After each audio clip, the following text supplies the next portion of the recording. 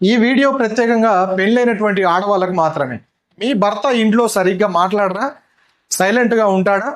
ఒకవేళ మాట్లాడితే కోపంగా చిరాకుగా ఉంటాడా?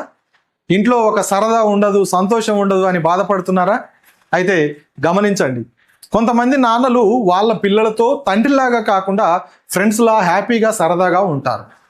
ఇంకొంతమంది నాన్నలు పిల్లలతో సరదాగా ఉండరు, మాట్లాడరు, కానీ లోపల ప్రేమ అనేది ఉంటుంది. బయటకి గంభీరంగా ఉంటారు. ఇలాగే ఒక్కొక్కరు ఒక్కొక్క రకం మనుషులు అనేవి ఉంటారు. అందుకే అదే ఆలోచిస్తూ బాధపడుతూ ఉంటే మనశ్శాంతి ఉండదు, వయసు ఉండదు, జీవితం ఉండదు. కాబట్టి అన్నీ నష్టమే కదా. అందుకే మీరే మారండి.